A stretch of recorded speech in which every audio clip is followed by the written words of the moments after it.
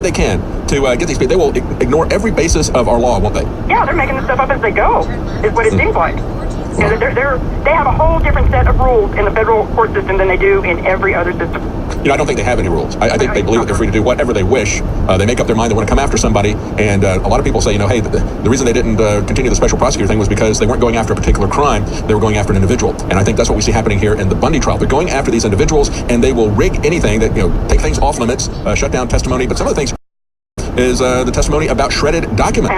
The Patriots went in there and looked around and they found bags of shredded documents. And they looked at these little pieces, and they can see some, you know, you'll find a piece with a little bit of writing or something on there, and they could tell that these were official documents. And they, you know, were concerned that these documents could have helped the defense, so they're trying to compel testimony on them. Well, it turns out that the U.S. Attorney's Office, starting with Daniel Bogdan and then moving on to Stephen Myrie, was deeply involved in this entire operation from start to finish. Stephen Myrie actually directed Special Agent Kent Kleeman to investigate the shredded documents and reported directly to Myrie, at least weekly. Myrie sent another prosecutor, Nadia Ahmed, with him, which they've been trying to downplay. But she's turned into a fact witness for this entire investigation, but not being questioned on it. They never asked the key question: who ordered you to shred the document? Why are you shredding the document? Nobody, you know, Kent Kleeman never bothered to ask those questions during his investigation. And you report in your article that in the course of looking at this, that he testified that he learned of a, quote, hurried shredding event. But any information about this would be privileged. We are not allowed to know anything about this event or the basis of it, who did it, why they did it, or any of the information that was there. Kind of sounds like what we're seeing with Hillary Clinton and the DNC, destroying disk drives, deleting emails, and wiping them with bleach bit. Yeah, absolutely. And that also extends out to the cameras. They had found cameras perched over the road, pointed directly at the Bundy house. Now, the government's been denying all along that there were any cameras at all. Now it was proven that there were cameras, and the government, of course, is saying, well, there was only one camera. And they never watched it, they never recorded it, and they took it down every day and put it back up every morning. And they're also saying that there are no existing tapes of that camera, that it was just being recorded and just went nowhere, right? And does that defy credibility that the government, who is putting surveillance cameras out there trying to get evidence against people doing something wrong, that they would not keep any tapes of that? That is just absolutely absurd. You know, even the judge found that whole line, you know, those statements were not credible. Yes. And this is a judge that has been completely on the government's side every step of the way, and she just does not see it as reasonable. That's why she ordered the delay in the trial and hearing on these issues. Well, you know, what has come out in terms of looking at these cameras, and in terms of saying, as you said, that they said, oh, we only had one camera, and oh, we didn't record anything, so we don't have anything to give to you. She said, let's think about this, did she? She said, I'll give you a little bit of time to think about this. You guys want to go on the hook for committing perjury. But the other thing that came out of this was the acknowledgement that there were snipers, and I know that there were snipers. When I was there, I had individuals, and unfortunately, we were going to try to set the thing up and take pictures of it with the camera, but we got called away because we had to do an interview. We were doing live reports, and then we had to get back to where we could actually get a signal to do the interview. But I had a guy say, hey, come over here. I've got you can see the snipers out there right now with my binoculars. Maybe we can get something that can be seen on a camera to record this. So I knew that was happening there. And they're denying that there were any snipers. But why is that important? It's important because it shows that there was a threat against these people, at least a perceived threat. And that would be the basis for people to come and to support them, which is exactly what was going on. Absolutely. The government has alleged that Mr. Bundy called people to his home under a bunch of lies. Yes. And trying to create a revolution or whatever. He was saying, hey, look, you know, we even wrote articles at the beginning of the week, got picked up by Drudge. Is this going to become another Waco situation? Let's make sure that this doesn't happen. Let's go find out what's going on. That was the basis of us going out there and taking a look at it. As a basis of Fox News and others who went out there from CNN and MSNBC. They went out there and reported on this stuff because they thought it was going to turn into a violent confrontation. Absolutely. And it's all coming true that people are starting to wake up and see that the government is the ones who are lying. Yeah, the government were the ones who were acting aggressively. Nobody was pointing guns at the government. It was the government who was pointing guns at people. It was the government who was making threats. It was the government who was getting aggressive with people. We saw this over and over again. Absolutely. They started everything. They continued the problem. And then Daniel Bogdan told Dan Love to shut it down because he wants to prosecute everybody. And that's the reason that they left. And of course, Dan Love, the one who shall not be named, this guy who's disgraced and dismissed because of criminal activity that he committed. He was the special agent in charge, given or taking dictatorial powers, but he is now redacted. No information can be said. Nothing can be said about this guy. He cannot be mentioned. And as you just pointed out, it was the deputy, it was an attorney general, and I'm not sure exactly what his office was. Department of Justice had shut this down. He was the U.S. Attorney for Nevada. Okay, all right. And he shut this down, saying, let's let this go. We'll come back at them in court. Yes, absolutely. That's exactly what he did. And he was removed by Trump during the big... he was? Good. Yeah, he was one of those. And Stephen Myrie is now the acting U.S. attorney. He's the one prosecuting this case. Well, what I would like to see President Trump do, and we have mentioned this several times. I know Roger Stone has. He has the ear of President Trump from time to time. And Roger Stone and all of us here would like to see justice done. We would like to see a pardon for the Bundy family and for anybody who was accused of going there to stand as essentially a group to stand around them and stand with them to make sure that the government that was using snipers and had snipers pointed all around that area had been attacking people, to make sure that the government didn't get violent against people. That's why everyone was there. Thank you so much for joining us, Sherry Duvally. Stay with us, folks. So we're going to have another guest coming up in the next hour. Lee Stranahan is going to talk about the moves against RT, forcing them to register as foreign agents here in the United States. What is going on with that? Of course, I'm sure he'll have something to say about Judge Roy Moore and the scandal that has erupted. I'm David Knight. We'll be right back. You deserve a deep, restful sleep. Not agree. All parents here. Today, what we learned was that there really were snipers, that people were coming there because they were concerned about the safety of these individuals, that the government was getting aggressive with that. Now, I want to play the next clip for you, where he says, don't you think it's not even credible that they say that there was a video camera there that's now come out, as Sherry was talking about, that came out in court that, yes, they not only did they have snipers there, but they had surveillance cameras all around the place. But of course, even though they were trying to get something on the Bundys or the people who were there, they didn't, because they weren't doing anything criminal. You have a right to peacefully assemble. You have a right to stand with other individuals when you think that the government is going to get aggressive and start to harm people, and we'd already seen them do that. That's basically what we saw in Catalonia. Farmers showed up with their tractors and said, we're not going to let these jackbooted thugs from Madrid come down here and shut down the election. So we're going to stand together. And people did stand together. They did it peacefully. And what was happening, what I saw, in spite of the spin of the government, I saw people peacefully standing with the Bundys and refusing to back down and to say that, well, shoot us if you want to shoot us. They didn't pull their guns out of the holster. The people that I was standing with, they basically walked to the wall as the government was threatening to shoot people over this situation. But here's this other clip where he's talking about the video camera that was there. They now admit, but now say that no recordings exist. Here's that clip. Don't you find it slightly less than credible that in 2014 a video camera is not going to be recorded, that it's just sending images into the abyss? This is the lawyer for the Bundy speaking. Normal jury instructions that jurors receive are you're supposed to use your common sense. And the judge yesterday basically said, it just doesn't seem reasonable or logical to me that the government would spend so much time and effort and then not record it. And so that's why we had the hearing today. I mean, ironically, the attorney, the U.S. attorney stood up and said, no, we didn't record it, and I'm not aware of anybody taking notes. I mean, does that seem consistent with the facts? I mean, what she did say, she says, well, I'm going to have to take your word at it for right now, but I'm ordering you to disclose any evidence that you have of any type of recording or any type of notes or any type of information that would lead to additional discovery regarding that. Again, the judge, who was very biased against the defendants, even she said, I'm going to give you a little bit of time to think about this, whether you want to get involved in perjury and obstruction of justice. Stay with us. We'll be right back. I'm David Knight. I'm sure that Super Mail 50% off with free shipping, vitamin mineral fusion drink mix. It cost humans of glyphosate. We are now looking at a new threat. The herbicide, glyphosate, as Roundup and so forth, really kills soil. And what we've seen happen in India, they would come in and say, hey, we got this great idea. We'll sell you some crops and we'll sell you an herbicide. The herbicide will get rid of all the weeds, and we have genetically modified our crops, our Monsanto crops, so that they won't be affected by this poison. And then they start charging them extremely expensive prices for the seed, because they have the seed as patented, so these people can't make their own seed. They have to buy it again from Monsanto every year. And they started going into debt, and then they said, well, I want to get out of this merry-go-round. And guess what? They can't, because now their soil is thoroughly poisoned. They can't grow anything else because of the glyphosates that are permeating the soil there. And you had a lot of farmers in India and elsewhere commit suicide because it is a hopeless situation. They poisoned the land. And now this is being spread by the air. People who choose not to get on this merry-go-round, choose not to become the sharecroppers of Monsanto, are finding their crops and their land poisoned by this. And there's a lot of studies that are being conducted in Europe. They've identified it as a carcinogen. We should all be concerned that these herbicides are accumulating in humans. And I've said many kind things about the EPA under Scott Pruitt, and he's done a lot of good things in terms of energy. They need to start looking at Monsanto. They need to start looking at glyphosate and dicamba. And they also, another troubling thing is what the EPA has done in terms of clearing mosquito mate, the release of weaponized mosquitoes in 20 U.S. states. I mean, what could possibly go wrong with that, right? I mean, we need to take a look at some of this stuff. As I said, I think that overall, Scott Pruitt has been putting restrictions and rules on the EPA to block their waters of the United States rules that were way, way overreached. And he knows that as an attorney general. He has seen how the EPA has overstepped its authority, overstepped the law. And he has brought them back on that, brought them back on attempts to shut down entire industries without regard to the individual issues of whether or not they can make these coal plants clean. No, that's not going to happen. We're just going to shut down entire industries. That was the approach of the EPA under Obama and others. So he's pulled that back, and good for him for doing that. I just have to look at these stories, though, about Monsanto and about the weaponized mosquitoes and say, don't make me come down there. I'm not happy with these. I'm not happy with these stories. Meanwhile, we have Donna Brazil saying, I hope to God we find out who murdered Seth Rich.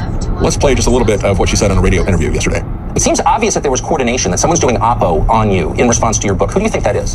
You know, Tucker, I don't really have time to figure out who is spending, I'm sure, some much-needed money that needs to go to Democratic candidates next year to figure out what I said in this book is factually correct. I want to tell you, I wrote up front, I wanted to write this book to tell my story. I wanted the American people to see what happened. I became chair of the party for the second time in my life because our party was under attack. We were hacked. That's why I was called upon to... Okay, we got to go to break. I got to say to you that if you think they were hacked, that didn't happen. William Binney, former global technical head of the NSA, said it was not possible. Even briefed CIA Director Pompeo on this. She's telling the truth about some things. She's exposing Hillary and dumping her and distancing herself from that criminal, but she's still lying to us about the hack. Stay with us. Lee Stranahan is coming up. I'm David Knight. Men, give your body the support it needs with InfoWars Life Prostagard. It's time to start assisting the body in regulating proper prostate balance. InfoWars Life has set out to bring you formulations that are not only the highest quality out there, but formulas that you can use on a daily basis to give your body the natural herbs and extracts that our experts recommend. The Prostagard formula does just that, with its mixture of plant-based nutrients and antioxidants that help give your body total support. It's a hand-selected blend of saw palmetto, lycopene, plant sterols, zinc, vitamin D3, selenium, and copper. Prostagard is something that the men on the InfoWars crew take every day. And from our research, it's something that men should really be adding to their daily regimen in order to keep their body going at optimal levels. Now's the time to start naturally supporting your body. Get Prostagard on your side today, exclusively at InfoWarsLife.com. That's InfoWarsLife.com. My fellow freedom lovers, Alex Jones here with a very important message. Secret 12, 40% off the best vitamin B12 out there from our research. Take it under the tongue. Simply amazing. Let's start to... It's different than the church I go to here in D.C. or the mega church I went to in Texas, right? And I'm not saying better or worse. I'm just saying different, right? And they're Christians as well, clearly. But the Orthodox Church, that's what they do in the Middle East, and that's why Russia has been on the correct side of the Syrian conflict, which is defending the Christians over there. This is very important to know. Well, people like Hillary Clinton and John McCain were backing the Muslim terrorists who were not just killing Christians, but literally trying to wipe Christianity out. The reason they went out... And we see that happening in the places that we have occupied, in Afghanistan and Iraq. After the U.S. occupation, they basically wiped out Christianity in those areas. And literally what they're trying to do is they don't like Christianity, the Sunni fundamentalist terrorists, ISIS now, it was Ansar al-Sharia, al-Nusra, all of these groups, al-Shabaab, all of these groups, al-Qaeda. It's the same reason they don't like Shia Islam, right? It's the same reason they don't like Buddhism. They just want to wipe out everything that's not their interpretation of Islam. And that's right. Everybody needs to understand that just like they want to kill, any infidel, which, as you point out, be Christians, be Buddhists, Hindus, whatever. They also consider other Muslim sects to be infidels. And Bashar al-Assad's an Alawite Muslim. He's a Shia Muslim. A lot of what's going on there is this Sunni-Shia conflict, frankly. And so this is part of demonizing Russia. If they can say, "Oh, we'll ignore Jesse Ventura because he's a foreign agent," that's why they'll say it in every news story. Whoever, Larry King, who is required to file as a federal as a foreign agent under the FARA Act. That's what they'll say, right? That's what they want to do it. Because what they want to do is they want to discredit it. It's exactly the same thing that perhaps you've seen InfoWars subjected to for years now, right? Oh, yeah. And what they're doing is, we just had this last week. We had a congressional hearing where the guy's talking to the executive from Twitter and saying, I saw an InfoWars story that was trending on this particular topic. And we were just quoting what somebody had tweeted out. And a mom who was criticizing de Blasio, who was running for mayor, he says, well, we took that down. Well, why did it take you so long to take that down? And they've already admitted that when the information came out about the DNC leaks, that out of the 500,000 or so tweets, they deleted 48% of those, made sure that those didn't go any further because they didn't want people looking at what was actually leaked. They wanted people distracted to look at the Russians, and Twitter cooperated with that. So, the attacking of RT and forcing them is headed. That's exactly right. And again, not just saying this because I'm on. To your credit and to InfoWars credit, you guys have been talking about this. I have former colleagues of mine at Breitbart that are like, well, we can't talk to you because you work for Sputnik.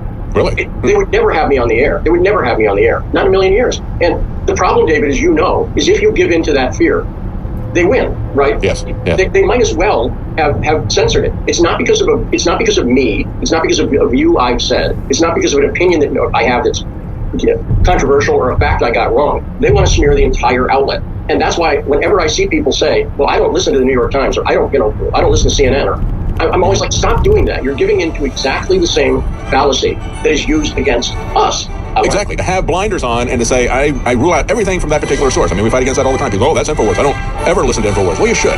And you should question what we say, and you should question whoever it is that you're listening to and see who's right on individual issues. I'm David Knight. We're talking to Lee Stranahan. We're going to be right back. Stay with us.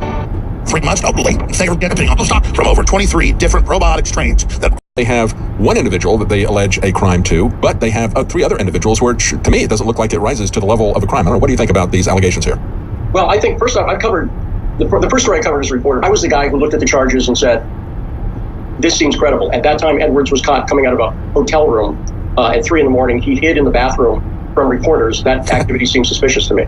Yeah. The logical fallacy to do here is to actually look at the motives of the Washington Post or to look at their truthfulness. You have to look at the claims themselves. These claims are specific and detailed against Roy Moore. I agree with you that the other claims bolster the idea that he may have been interested in young women at that time in his life.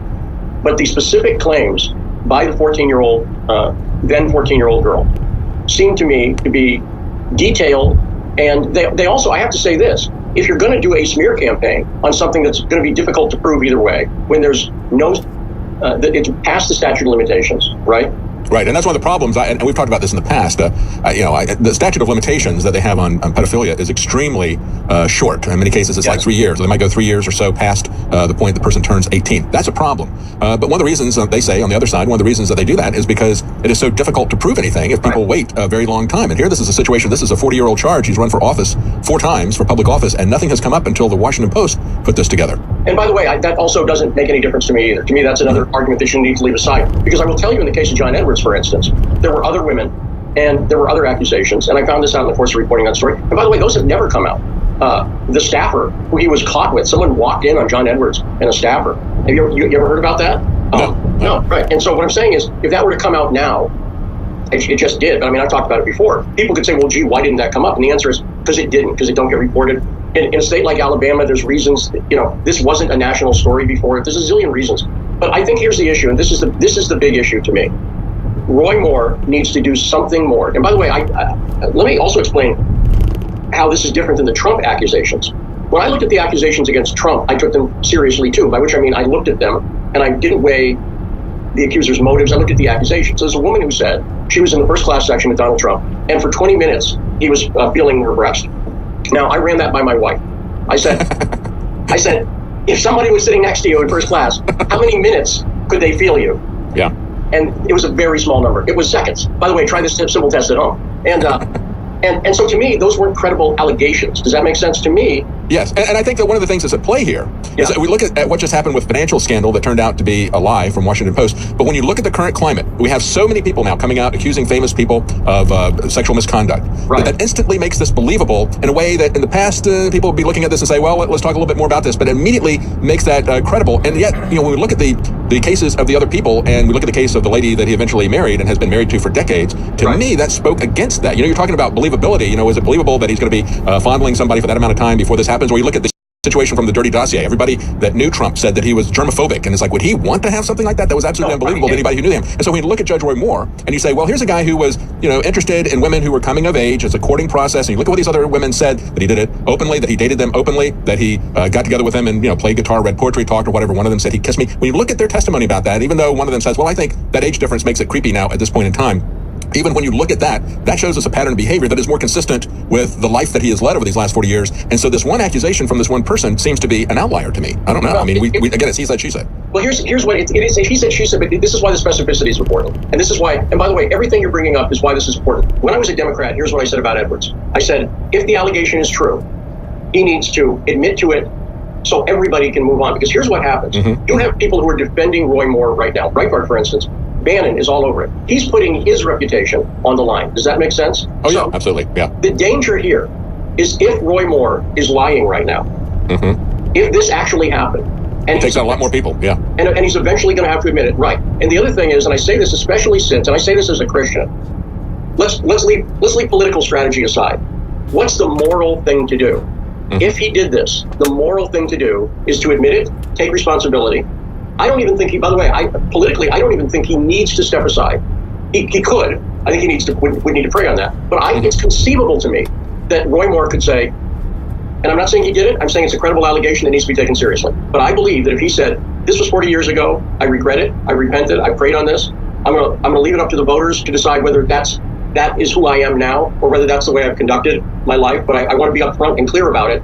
This happened, and I apologize to the woman who it happened to, right? I think if he said that, I still think he could actually prevail. But I'm not saying it as a point of strategy.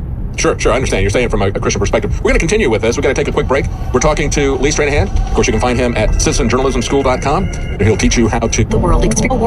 Right now, rest assured, you're finding the tip of the spear in the InfoWar. That's InfoWar. Truly, restore.com. Coming out with her book, Hacked, that she's been plugging. Before we go back to Lee, I want to plug some of the products that we sell here at InfoWars, because that's how we fund this operation, this program, and it's everything that we got all have to than him. And it is a high ground. the burden's in until proven guilty. I don't agree with McCain at all. I don't agree with anybody who's saying it. The way I do it is I do, here's what you do. You do it when you got a conflict between your kids, right? Where one person says this, the other person says that. You weigh both sides. So what I'm saying is, I read Moore's denials. They don't do it for me yet. Right. There's no specificity in his denials. He's saying essentially, hey, this is 40 years old and I've run for office 4 times and so forth. That's right. And specifically, she said he took her to his house. Let me just stop right there. If he took her to his house, I believe everything else she says. Correct? Mm-hmm. Because why would a 32-year-old man take a 14-year-old girl to his house in this case? So that's to me where I start to look at it. Now, what I would love to happen is my ex-colleagues at Breitbart to go, we're going to look into these accusations and do good reporting, and we're going to follow the facts where they'll lead us. I'm afraid they're not going to do that. Because in other words, could she be specific about what she saw in the house? Like we had in the case of Michael Aquino, who was the confessed satanic guy, and it was a pastor who was on the military base of Presidio, and the little boy explained some unusual, recalled some unusual things about that house, and it's like, oh, he's been in there, and that means that these accusations he's saying carries some weight. We're almost out of time. We've got a couple of minutes left. Let's talk about Donna Brazile. I mean, she's come out pretty hard against Hillary Clinton. I still don't believe some of the things she's saying in terms of the very title of her book is hacked. I have my, I seriously don't believe that they were hacked. As a matter of fact, we had 2 leaks that came out of the DNC internally just within the last week, one of them supporting her. But what are your comments on Donna Brazile? Well, this is another one of those cases. I got her book as soon as it came out because I wanted to see what she said. She says a lot of stuff that's factually not true in the book. Then she says other things. Let's talk about the joint fundraising agreement, okay? Mm-hmm. I believe her because I've seen the joint fundraising agreement. I've seen the email. Yeah, that got leaked. Right, I don't have to take her word for it. I've seen it. And it says that Hillary Clinton and her campaign got to pick the communications director. I should point out, by the way, that the reason that's significant for anybody who's seen me on your show before, I talk a lot about the Ukraine DNC election interference. Yes. Alexandra Chalupa, who's the DNC operative, when she reported in about what she'd been up to, she sent the email to the communications director who was handpicked by Hillary Clinton's campaign. Does that make sense? Tie what we know now into what we knew before. It's very disturbing. Now, where Donna Brazile makes completely false statements is when she talks. She literally says in the book, I don't know how technical you are, David, but she says in the book that you can be hacked by someone leaving a voicemail. Yeah. Well, we ran out of time, and this is the end of the show. But Lee, we're going to have to get you on next week and talk about Donna Brazile because there is a lot to talk about in that particular case. Thank you so much for joining us. All right, this episode of the podcast is brought to you by the Extreme Health Academy. I just want to let you guys know that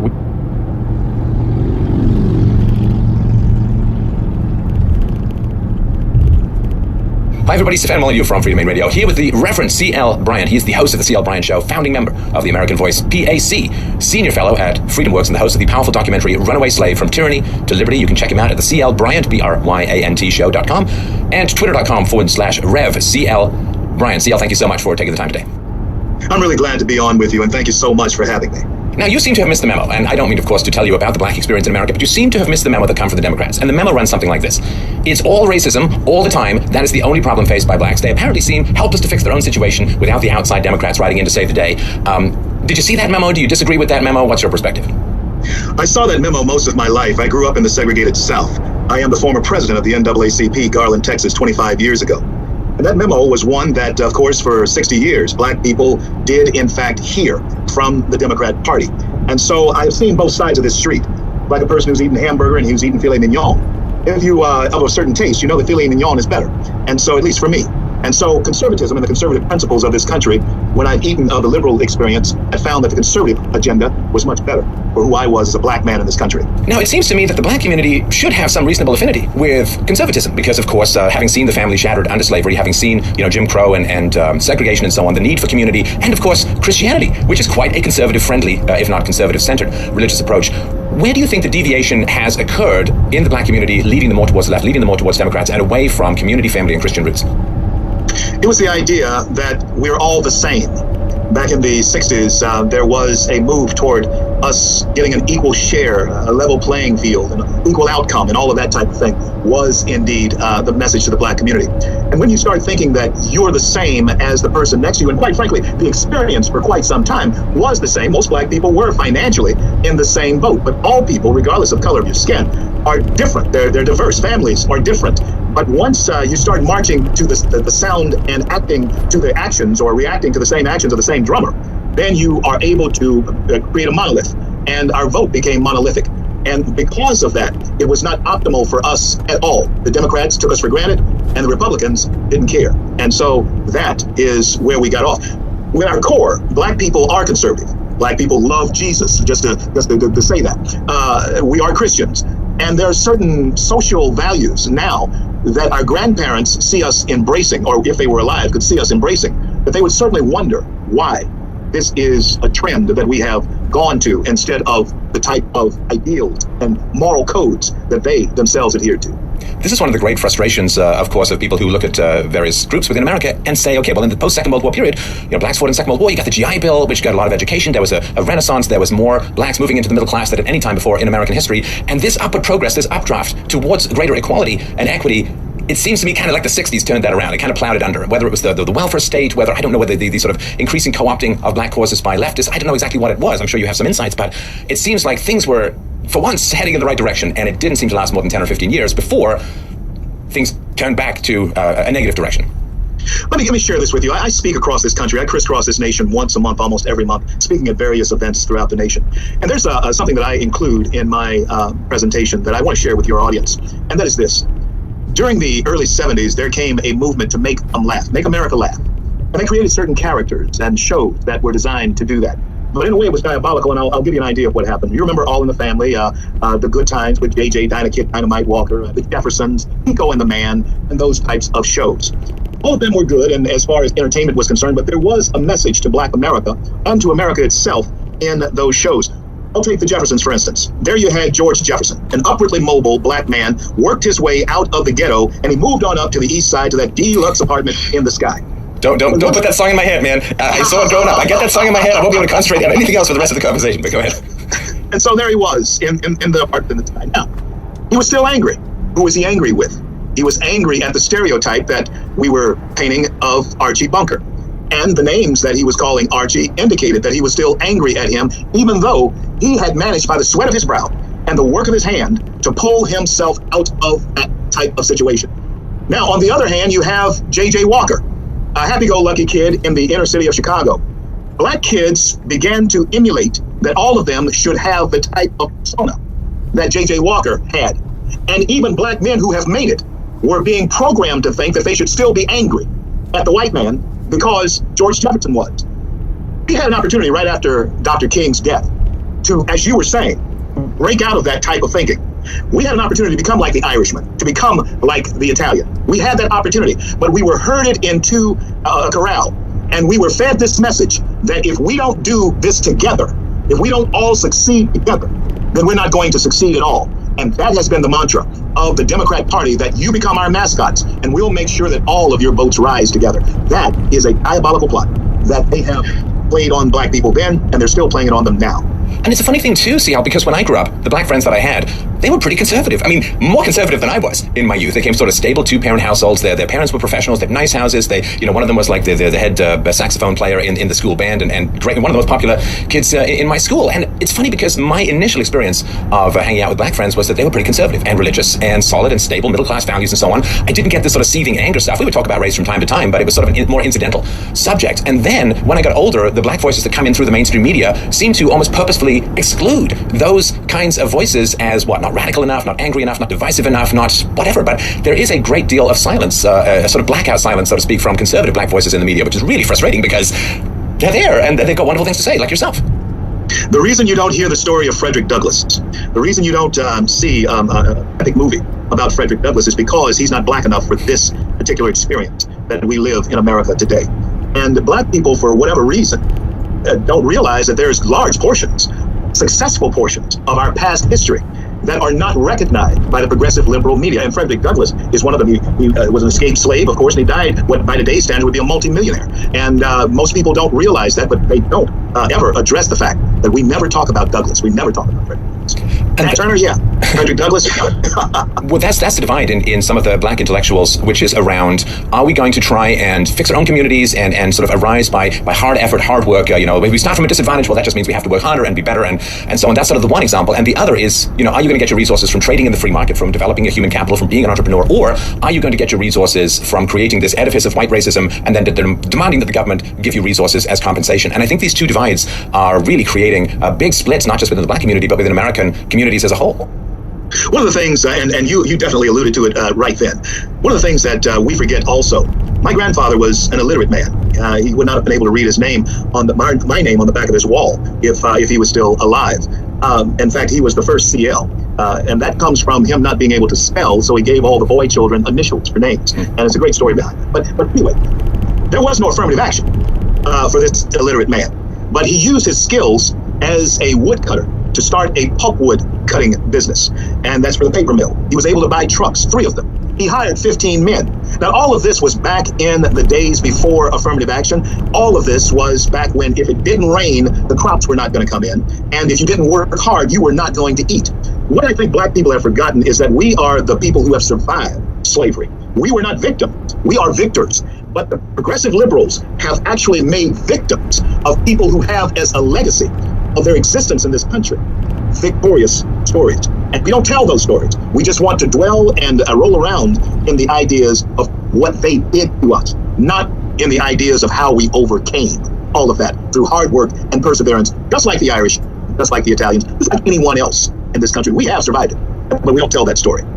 Well, that would give, of course, a kind of pride and a resilience that would make dependence on government programs a violation of that very pride and resilience, and that dangling of free stuff in the face of not just blacks, but various communities. Here, give us your vote, we'll give you free stuff. I mean, that decays families, that decays neighborhoods, that decays the work ethic, and I think triggers women to choose less productive and honorable men to be the fathers of their children because they're guaranteed resources from the state, so they can, indulge in shallow lust rather than looking for quality of character for a provider for their children.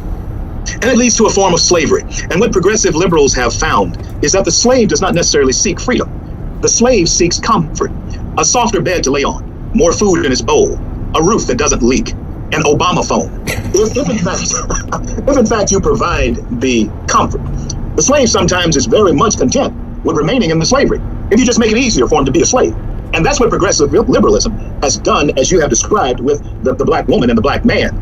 In modern day America. And America doesn't realize that there was a time with the attitudes that our grandparents and great grandparents had. They actually had moments when the black marriage rate was higher than the white marriage rate.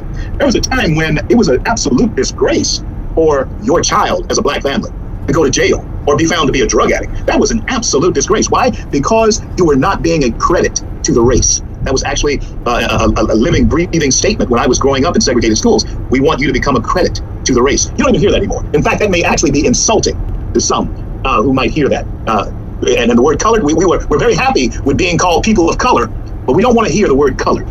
That is actually something that is absolutely insane. And reading these stories of how black communities used to function in 20s, 30s, and 40s, when of course racism was more of a potent force in society, there was certainly less pushback against it. Reading Dr. Thomas Sowell's last column before he retired, where he was talking about, he went to visit a Holland school not too long ago, and, there's metal detectors, bars on the windows and so on, and he says, it was really hot, we used to sleep out on our balconies, we used to sleep out on our front porch, we used to sleep out on the roof when it was really hot, and people are like, what, are you crazy? And he was talking about, that park over there, that's where I used to play when I was a kid, and the kids were like, play when you were a kid, you go over there, you get stabbed in the eyeball by a junkie. Like, how much and how rapidly and how catastrophically, and it's not just the black community, Lord knows the white community is going the same way as far as unwed motherhood goes, but this decay and collapse of formerly highly functional, as you point out, more functional than a lot of white communities, highly functional communities, in less than a century have been reduced to these war zones. It has. And the pride of ownership, the pride of community is no longer there. I'm 61 years old, and I was 9 years old in 65 when the Civil Rights legislation was passed. I've actually drank from the colored and white water fountains. I got to tell you, the water in both of them is the same. I used to drink from the white water fountains purposely just to see what the big deal was. And there is none. There is no big deal. Riding on the back of the bus, I remember what that was about, being called the N-word by people who know how to say it and the intent behind saying it in those times.